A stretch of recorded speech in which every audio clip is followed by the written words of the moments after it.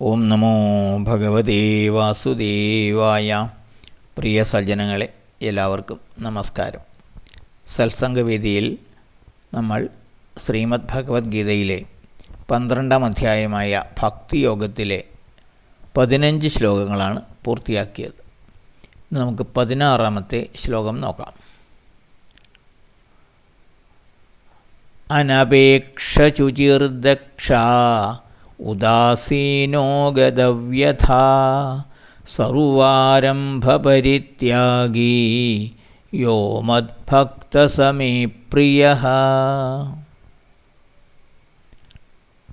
അനപേക്ഷ, ഒന്നും അപേക്ഷിക്കാനില്ലാത്തവനും, അതായത് ആഗ്രഹങ്ങളൊന്നും ഇല്ലാത്തവനും, ശുചി പരിശുദ്ധനും,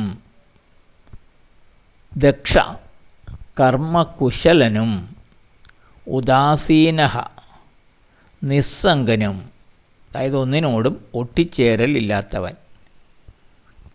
ഗതവ്യഥഃ ദുഃഖമില്ലാത്തവനും, അതായത് സുഖദുഃഖങ്ങളെ ഒരേ രീതിയിൽ പരിഗണിക്കുന്നവനും, അതായത് സമചിത്തനായവനും, സർവ ആരംഭ പരിത്യാഗി ഫലപ്രതീക്ഷയോടെ കർമ്മങ്ങൾ ചെയ്യാത്തവനും, മദ്ഭക്തഃ എൻ്റെ ഭക്തനും ആയവൻ, യഹ ആരാണോ, സ മേ പ്രിയഃ അവൻ എനിക്ക് പ്രിയനാകുന്നു.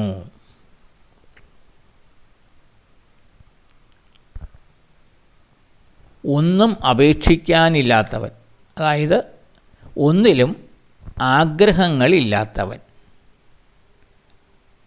ആഗ്രഹങ്ങളുണ്ടെങ്കിലല്ലേ അതിനു വേണ്ടി അപേക്ഷിക്കുകയുള്ളൂ. അപ്പോൾ അങ്ങനെ ആഗ്രഹങ്ങളില്ലാത്തവനും, പരിശുദ്ധനും, കർമ്മകുശലനും,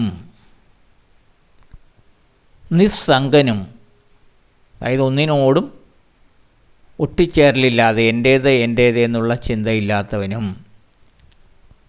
സുഖദുഃഖങ്ങളെ സമമായി കരുതുന്നവനും, എല്ലാ കർമ്മങ്ങളും അതിൻ്റെ ഫലങ്ങളെ പരിത്യജിക്കുന്നവനും, അതായത് ഫലചിന്തയില്ലാതെ കർമ്മം ചെയ്യുന്നവനും, എൻ്റെ ഭക്തനുമായവൻ ആരാണോ അവൻ എനിക്ക് പ്രിയപ്പെട്ടവനാകുന്നു. ഇതാണ് ഭഗവാൻ പറയുന്നത്. കർമ്മങ്ങളിൽ നിപുണനും, എന്നാൽ അതിൽ കർത്തൃത്വഭാവമോ ഫലകാംക്ഷയോ ഇല്ലാത്തവനും,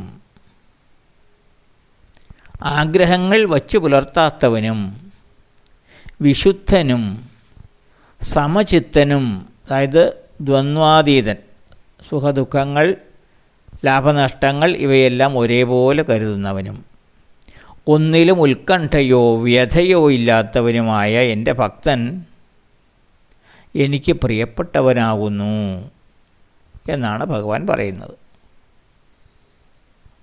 അപ്പോൾ ഒരു യഥാർത്ഥ ഭക്തൻ എങ്ങനെ ആയിരിക്കണം എന്ന് ഭഗവാൻ വീണ്ടും വീണ്ടും പറയുകയാണ്.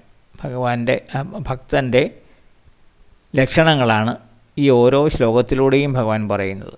ഇങ്ങനെയുള്ളവനാണ് ഭക്തൻ, ഇങ്ങനെയുള്ള ഭക്തനാണ് എനിക്ക് പ്രിയപ്പെട്ടവൻ എന്ന് പറയുമ്പോൾ ആ ഭക്തൻ്റെ ഗുണവിശേഷങ്ങളാണ് ഭഗവാൻ പറയുന്നത്. ഭൗതിക സമ്പത്തിൽ ആസക്തിയുള്ളവനാകരുത്, കർമ്മവിമുഖനാകരുത്, സദാ കർമ്മനിരതനായിരിക്കണം, എന്നാൽ നിസ്വാർത്ഥനായിരിക്കണം, ലാഭചിന്ത കൂടാതെ കർമ്മങ്ങൾ ചെയ്യുന്നവനായിരിക്കണം. അതുപോലെ കർത്തൃത്വഭാവം ഉണ്ടാകരുത്, അതായത് ഞാൻ ചെയ്യുന്നു എന്ന ഭാവത്തിൽ കർമ്മം ചെയ്യുന്നവനാകരുത്.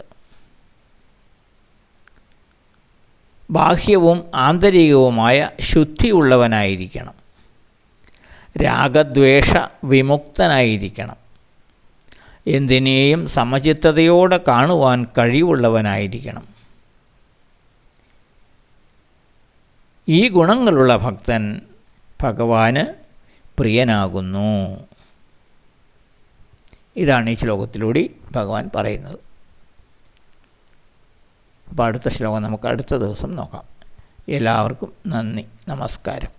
ഓം നമോ ഭഗവതേ വാസുദേവായ.